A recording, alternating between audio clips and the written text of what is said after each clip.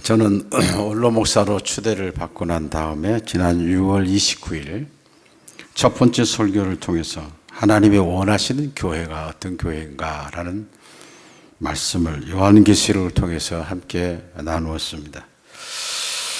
오늘은 두 번째로 하나님이 원하시는 사도행정적 교회라는 말씀으로 사도행전을 중심해서 말씀을 전하려고 합니다. 왜 하나님께서 원하는 교회에 대해서 말씀하려고 하는가라는 것인데, 요한계시록에 보면은 아세아의 7교회가 나옵니다. 그런데 2교회만 칭찬을 받고 5교회는 칭찬을 받지를 못합니다. 이 말씀을 보면 분명히 하나님이 원하시는 교회, 하나님이 기뻐하시는 교회가 있고 그렇지 않는 교회가 있다는 것을 볼 수가 있습니다. 예수님께서 승천하시기 전에 내가 부활하신다는 말씀을 하셨고, 승천하신 걸 보고 사람들이 이렇게 보았습니다. 예수님이 이제 우리가 못 보나? 라는 생각을 했을 때 그 보고 있는 사람들을 향하여 이렇게 사도행전 1장 11절에 말씀을 하는데, 세 번역에 보면 이렇게 나옵니다. 갈릴리 사람들아, 어찌하여 하늘을 쳐다보면서 있느냐? 너희를 떠나서 하늘로 올라가신 이 예수는 하늘로 올라가시는 것을 너희가 본 그대로 오실 것이다. 이것은 하나님의 약속입니다. 아직 오시지는 않았기 때문에 이것은 틀림없이 오신다고 하는 것은 하나님이 말씀한 것은 기어코 이루어질 수밖에 없다라는 것입니다. 그리고 성령이 임하시면 어떤 일이 일어날 것인가 하는 것에 대해서 말씀을 해주고 있는데, 우리가 이것을 잘 아는 사도행전 1장 8절의 말씀을 세 번역으로 보면 이렇게 나옵니다. 성령이 너에게 내리시면 너희는 능력을 받고 예루살렘과 온 유다와 사마리아에서 그리고 마침내 땅끝에까지 이르러 내 증인이 될 것이다. 그런데 말씀하신 대로 사도행전 2장에 가면은 성령께서 임하시는 장면이 나오는데, 2장 1절로 2절에 이렇게 나옵니다. 오순절에 대해서 그들은 모두 한 곳에 모여 있었다. 그때 갑자기 하늘에서 세찬 바람이 부는 듯한 소리가 나더니 그들이 앉아있는 온 집안을 가득 채웠다. 약속한 대로 성령 하나님이 임재했던 겁니다. 예수님은 승천하시고 성령 하나님은 그곳에 임재하신 겁니다. 성령이 임하고 난 다음에 베드로의 설교가 달라지기 시작했습니다. 사도행전 2장 21절에 보면 이렇게 말하죠. 누구든지 주의 이름을 부르는 자는 구원을 받으리라. 확신 있는 설교를 했습니다. 유대인들을 향하여 베드로가 말합니다. 하나님이 보내신 예수 그리스도를 너희들이 죽였다. 여기서 만약에 잘못하게 되면 죽을 수도 있습니다. 그러나 베드로의 설교는 능력 있는 선포적 의미를 가지고 있었습니다. 성령 충만한 베드로는 사람들이 듣기 좋은 말을 한 것이 아니라 말씀을 있는 대로 선포했다라는 말씀입니다. 그런데 베드로의 설교를 듣고 있던 많은 사람들의 반응입니다. 그것이 2장 37절에 이렇게 말씀합니다. 사람들이 이 말을 듣고 마음에 찔러서 형제들이여 우리가 어떻게 하면 좋겠습니까? 하고 베드로와 다른 사도들에게 말하였다. 마음에 찔림을 받았던 사람들은 양심 있는 사람들이었습니다. 성령께서 그들의 마음을 터치하고 있었습니다. 우리가 어찌할꼬 회개하기 시작했습니다. 한국교회가 쇠퇴하고 있는가? 세 가지를 발표했는데 그 중에 하나가 강단에서 회개를 외치지 않기 때문이다. 그리고 성도들이 좋아하는 말만 하기 때문에 그렇다. 이 말은 모든 교회가 그렇다는 것은 아닙니다. 성령 충만을 받았던 사람들이 어떻게 했는지에 대해서도 말하고 있는데, 그들은 성령 충만을 받고 2장 42절에 이렇게 말합니다. 오로지 기도하기를 힘쓰니라.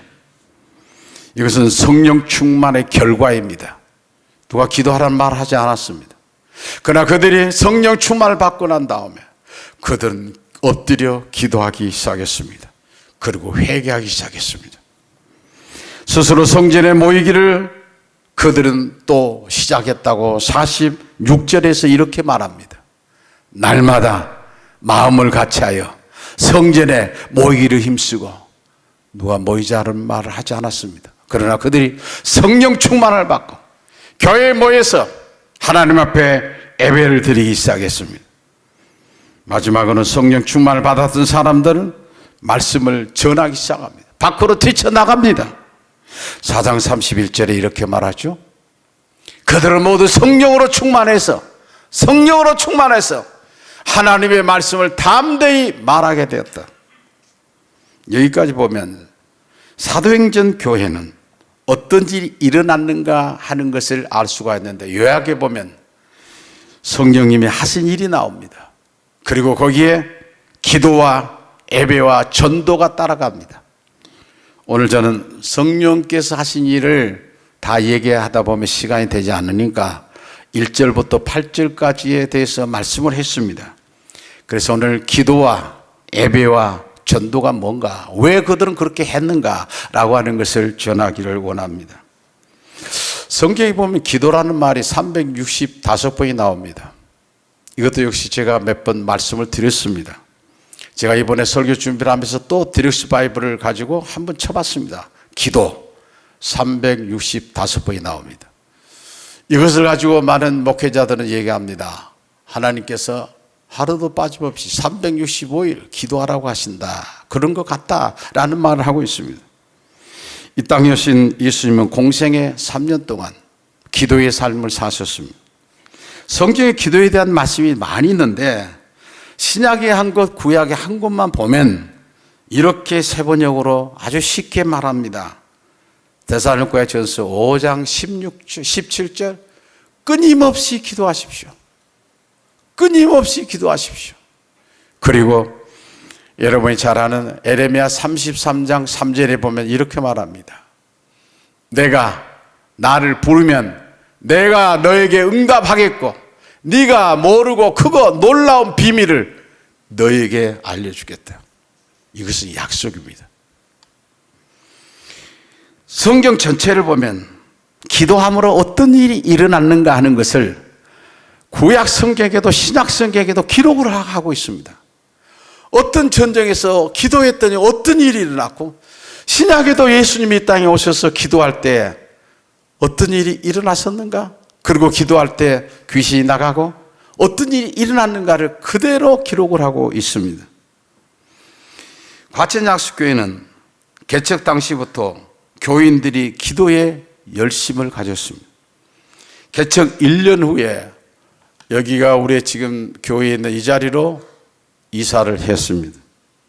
이사를 했을 때 이 단독주택이었습니다. 그런데 교회 뒤편 방이 하나 있었는데 그 방에서 누가 말하지도 않았는데 우리 권사님들이 그곳에서 기도하기 시작했습니다. 언제까지? 새벽까지. 집이 편안한 방이 있지만 거기서 주무시지 않냐고 교회에서 기도하기 시작했습니다. 오늘 2부에 박명수 권사님 나오셨는데 다 돌아가시고 이제 한 분 남으셨습니다. 박명수 권사님. 그리고 새벽 예배도 드리고 집회를 가셨습니다. 누가 시킨 것도 아니었습니다.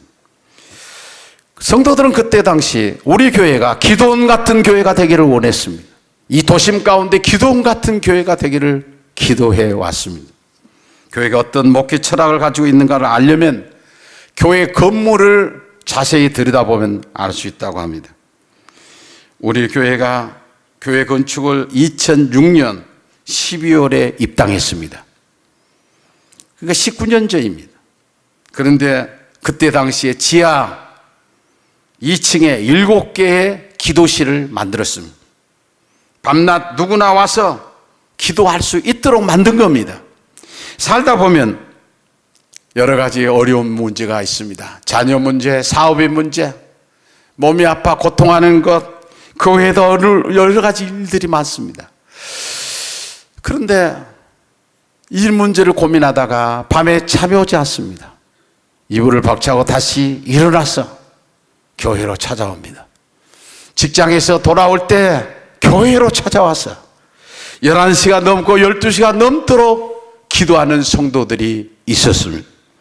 성전을 짓고 2개월 후에 2007년 2월부터 저녁에 기도하신 분들을 위해서 경비를 모셨습니다. 새벽 예배는 1부부터 4부로 드렸는데 사람들이 많아서 4부까지 드린 것은 아닙니다. 기도하기를 원하는 사람들에게 누구에게든지 기도할 수 있도록 교회가 문을 개방하자라고 했습니다. 그때 어느 분이 이런 얘기를 했습니다. 3부까지 있고 4부를 늘린다고 하니까 목사님 4부에 누가 오겠습니까? 8시면 해가 만발이나 떴는데 해봅시다. 그런데 했더니 1부 예배를 제외하고 4부 예배가 제일로 많았습니다. 왜냐하면 아내들이 남편을 직장 보내고 자녀들을 학교 보내고 난 다음에 교회로 쫓아옵니다. 그리고 기도하기 시작합니다. 그리고 8시부터 그냥 9시에 끝나는 게 아니라 계속해서 기도한 분도 계셨습니다. 매일 저녁 그리고 자생적으로 기도팀이 만들어졌는데 그 다음에 장로 기도회, 주일날 저녁부터 시작하는 다니엘 기도회, 엘리사 기도회, 에스더 기도회, 쉐마 스폴친 기도회가 팀으로 만들어져서 운영이 되고 있었습니다. 매일 저녁 8시 기도회가 우리 교회에서 열리게 되었는데 특별히 우리 교회 교인뿐만 아니라 타 지역에서까지 교회로 찾아왔습니다. 어느 날 물어봤더니 35명이 모인다고 했습니다. 가끔 교인이 아닌데 저를 만나면 제게 이렇게 말합니다. 목사님, 다른 교회 가보면 문을 다 잠갔는데 같은 약속교회가 문이 열려서 좋습니다. 감사합니다. 이런 말을 저는 수없이 들었습니다. 얼마 전 교인들을 자신의 가족처럼 섬겨왔던 박찬송 경비 집사님이 그만두었습니다. 지금은 공석입니다. 그러나 예전처럼 우리 교회가 24시간 열려있는 교회가 되었으면 좋겠습니다. 왜냐하면 하나님께 말씀합니다. 마가복음 11장 17절에 보면 내 집은 만민이 기도하는 집이라. 약수교회는 우리 교회뿐만 아닙니다. 우리 교회뿐만 아니에요. 하나님의 선택받는 하나님의 자녀들이 누구나 와서 기도하고 찬양하고 예배할 수 있는 그런 장소이어야 된다는 사실입니다. 저는 부족한 것이 많지만 목회 41년을 잘 마칠 수 있었던 것은 성도들이 기도였습니다. 왜요? 많은 목회자들이 원로 목사가 되기를 위해서 많이 노력을 합니다. 원로 목사가 되려면 20년이 넘어야 합니다. 그런데 원로 목사로 되지 못하고 중도에 하차하는 분들이 그렇게 많습니다. 원로 목사들을 부러워합니다. 왜 그러냐? 사탄은 이 목회자 한 사람 끌어내리면 그 교회가 어떻게 될 줄 알고 있기 때문에 그렇습니다. 성도들이 얼마나 많이 기도했는가? 그것은 저는 이 강대상에서도 거짓없이 말할 수 있습니다. 저는 부족하지만 성도들이 그렇게 기도해 줬기 때문에 가능한 일이었습니다. 두 번째로는 사도행전 교회는 예배가 있었습니다. 오늘 2장 46절을 다시 한번 보면은 날마다 마음을 같이하여, 이 날마다라고 하는 말이 나옵니다. 날마다 마음을 같이하여 성전에 모이기를 힘썼다고 그랬습니다. 이 말이 무슨 말인가? 다시 한번 누가복음 24장 53절을 보면 이렇게 말합니다. 늘 성전에서 하나님을 찬송하니라. 하나님 앞에 예배드렸다는 거 아닙니까? 누가 하라고 하는 것이 아니라 성령 충만을 받고 날마다 그들이 모여서 하나님 앞에 기도하고 예배하고 찬송하면서 그런 삶을 살았던 교회가 사도행전 교회였습니다. 예배에 관한 말씀이 성경에는 수없이 많이 나옵니다. 우리가 많이 있지만은 특별히 신약의 요한복음 4장 23절의 말씀을 새 번역으로 보면 이렇게 말합니다. 참되게 예배를 드리는 사람들이 영과 진리로 아버지께 예배를 드릴 때가 온다. 지금이 바로 그때이다. 아버지께서는 이렇게 예배를 드리는 사람들을 찾으신다. 하나님이 예배를 드리는 자를 찾으신다는 말입니다. 구약에도 창세기 22장에 보면 이렇게 말합니다. 아브라함이 종들에게 이르되 너희는 나귀와 함께 여기 기다리라. 내가 아이와 함께 저기 가서 예배하고 우리가 너희에게 돌아오리라. 우리는 아브라함 그러게 되면 아브라함의 믿음의 조상 이 정도만 생각하지만 왜 하나님께서 믿음의 조상으로 말했을까? 아브라함 그러면 예배의 사람입니다. 그런데 오늘 여기 자세히 보면 내가 아이와 함께 저기 가서 예배하리라 그랬어요. 아브라함과 이삭과 야곱이 연결이 되는 가문이 됐을까? 그것은 아브라함이 아이와 함께 이삭과 함께 예배드리러 데리고 간 겁니다. 예배드리는 걸 가르쳤습니다. 아브라함이 그렇게 가르친 겁니다. 그래서 아브라함과 이삭과 야곱의 하나님이라고 말합니다. 그러므로 성도는 참된 예배자가 되어야 합니다. 예배를 제안하는 것은 성령 하나님을 제안하는 것입니다. 하나님은 지금도 참된 예배자를 찾고 계십니다. 세계 기독교 역사를 보면 기독교가 부흥했다가 쇠퇴할 때 보면은 먼저 예배가 없어지기 시작했습니다. 지금 한국 교회는 예배가 사라지고 있습니다.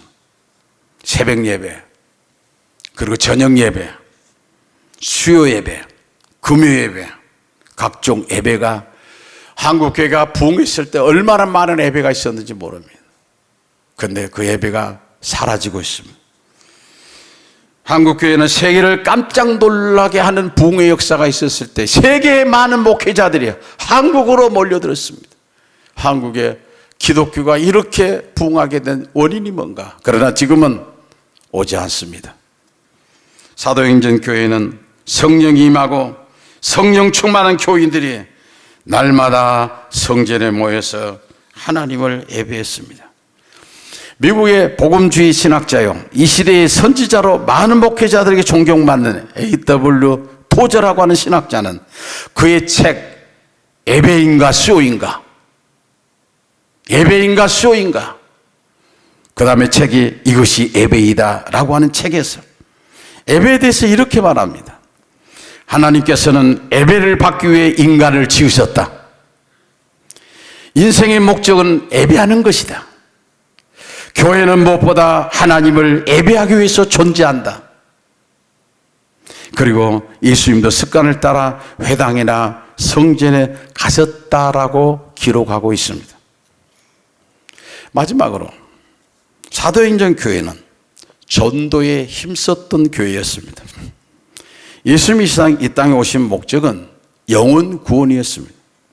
그래서 예수님은 전도에 대해서 많은 말씀을 했지만은 본인이 예수님께서 직접 마태복음 11장 1절에 보면 이렇게 말씀합니다. 예수께서 12제자에게 명하기를 마치시고 이에 그들이 여러 동네에서 가르치시며 전도하시려고 거기를 떠나가시니라. 예수님이 전도하시려고 앞장섰습니다. 그리고 마가복음 1장에도 이렇게 말합니다. 이르시되 우리가 다른 가까운 마을들로 가서 가자. 거기서도 전도하리라. 예수님은 영혼 구원을 위해서 이 땅에 오셨기에 예수님은 앞장서서 기도하러 나가셨습니다. 과천약수교회는 개척 당시부터 교인들이 전도에 힘썼습니다. 매달 발간한 만나가리 1993년도부터 시작해서 32년 동안 한 번도 빠지는 달이 없이 중단 없이 계속 만나가리를 펴냈습니다. 이유는 교회 성장학적으로 보게 되면 이사를 하게 되면 사람들의 마음이 새로운 마음을 갖게 되는데 그때 전도의 기회다. 그래서 어릴 때 다녔던 교회가 생각나고 어릴 때 다녔던 그 생각이 나니까 자녀들을 데리고 손을 잡고 교회로 오게 되기 때문에 그것을 놓치지 말아야 된다. 교회 성장하게 나온 얘기입니다. 저는 만나가리 32년 동안 칼럼을 썼는데 일면에는 반드시 예수에 대한 이야기였습니다. 다른 얘기는 쓰지 않았습니다. 예수님이 어떤 분인가? 예수에 대한 이야기였습니다. 만나가리 한 번 나오는데 10,000부가 나옵니다. 그런데 거기에 대한 비용이 90만 원입니다. 한 영혼을 천하보다 귀하게 여긴다면 90만 원을 들여서 한 명이라도 주님 앞에 인도할 수 있다면 그것은 결코 아까운 돈이 아닙니다. 그동안의 만나가리를 보고 교회를 찾아온 사람이 수없이 많습니다. 저는 교인이 등록하면 묻습니다. 어떻게 해서 왔나요? 만나 아니면 항아리라고 하는 것만 기억한 사람도 있어요. 그것 보고 왔습니다. 만나가리 편집인들이 많이 고생을 했습니다. 만나가리를 만들 때 사면밖에 되지 않지만 쉬운 것이 아닙니다.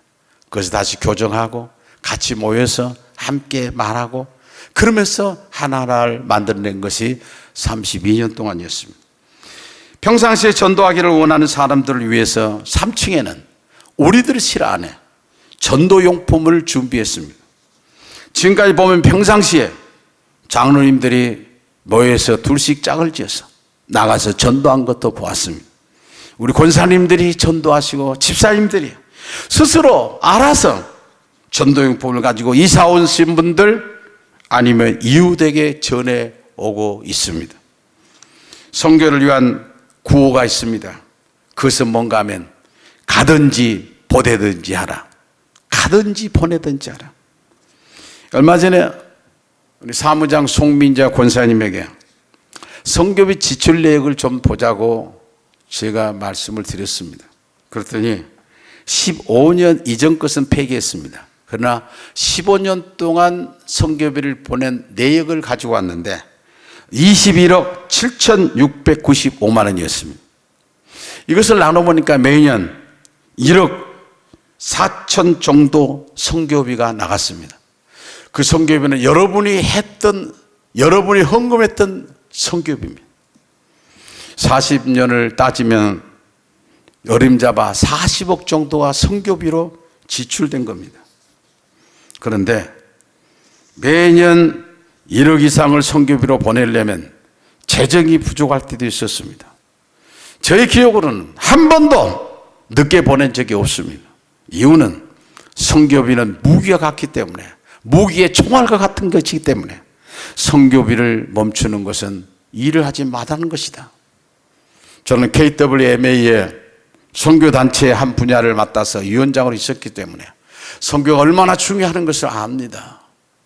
얼마 전에 우리 교회 김인자 선교사, 필리핀의 김인자 선교사 30년 이상 됐던 사람입니다. 오셔서 정말로 감격스럽게 약수교에서 그렇게 보내준 그 선교비를 통해서 지금까지 선교를 할 수 있어서 감사합니다. 만약에 끊었다면 저를 철수해야 됩니다.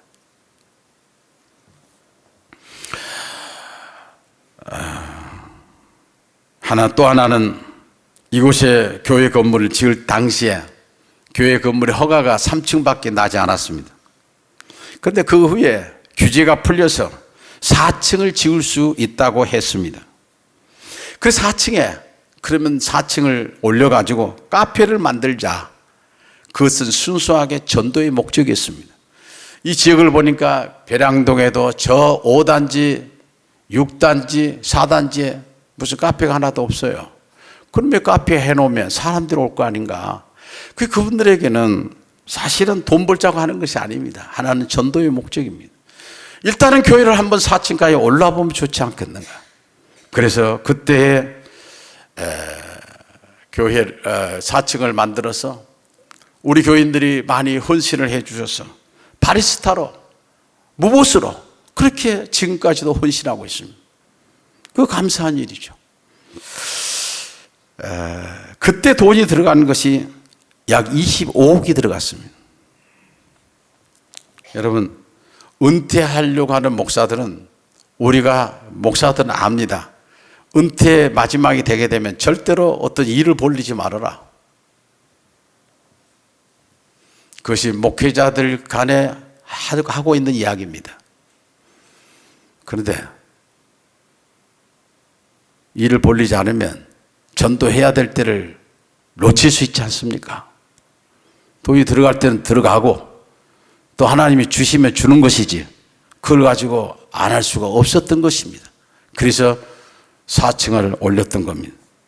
신들러 리스트라고 하는 분을 여러분이 잘 아실 겁니다. 2차 세계대전 때 참혹한 나치들이 유대인들을 참혹하게 죽이는 걸 보면서 자신의 전 재산을 들여서 수용소에서 1100명의 사람들을 구합니다. 실화입니다. 영화로도 나와 있습니다. 그가 남긴 말이 유명한 말을 남겼습니다. 이 이야기입니다. 한 생명을 구하는 자는 온 세상을 구하는 것이다. 한 생명을 구하는 자는 온 세상을 구하는 것이다. 이 말은 하나님이 한 생명을 천하보다 귀하게 여겼다는 말과 같습니다. 저는 목회하면서 영혼 구원을 위해서 힘쓰는 사람들을 보면 참 지혜로운 사람들이라고 생각하고 있습니다. 항상 그렇습니다. 그 마음은 지금도 변하지 않습니다. 영혼 구원을 위해 힘쓰는 자라면 왜 지혜로운 사람인가? 하나님이 가장 기뻐하는 것이 영혼 구원한 겁니다. 여기까지 보면 그동안에 기도와 전도와 예배에 힘쓰신 분들이 모두 우리 교인들이었습니다. 다행히 우리 교회 2대 목사님 전영재 목사님이 예배와 기도를 강조하고 있기 때문에 다행한 일이라고 생각합니다. 순결한 예배자, 순결한 예배자 얼마나 구호가 좋습니까? 우리 성도들이 순결한 예배자로 하나님 앞에 나아가기를 원하는 것입니다. 사랑하는 성도 여러분, 저는 지금까지 목회하면서 천국과 지옥에 대한 설교를 많이 했습니다. 그 가운데 하나가 노아 방주 얘기를 많이 했습니다. 소돔과 고모라에 대해서 많이 했습니다. 그리고 부자와 나사로, 그리고 계시록에 대한 설교를 많이 해왔었습니다. 이유는 성경에 경고하고 있기 때문에 그렇습니다. 저는 어릴 때 노아 방주의 영화를 보고 잊혀지지 않는 장면이 하나 있습니다. 세상이 홍수로 멸망을 받을 것이다 라는 이야기를 노아에게 해줄 때 노아가 방주를 만들고 하나님이 시킨 대로 해왔습니다. 어느 날 정말 하나님이 말씀한 대로 홍수가 물이 많이 차가지고 배가 떴습니다. 하나님께서 문을 위에서 닫았습니다. 그런데 마지막 이제 문이 닫히고 난 다음에 한 사람이 수영을 굉장히 잘한 사람인 것 같아요. 그 사람이 노아 방주까지 와가지고 그 노아 방주를 두드립니다. 좀 열어주세요. 들어갈 수 있게 좀 해주세요. 누구도 열 수가 없었습니다. 그것을 하나님이 닫아버렸습니다. 그런데 저 멀리에서 큰 구렁이 한 마리가 오더니 그를 삼켜버립니다. 저 머릿속에는 그것이 지금도 계속 남아 있습니다.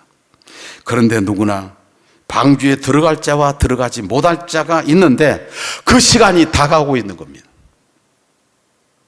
방주에 들어갈 자와 들어가지 못할 자가 있는데 그 시간은 누구에게든지 다가오고 있는 겁니다.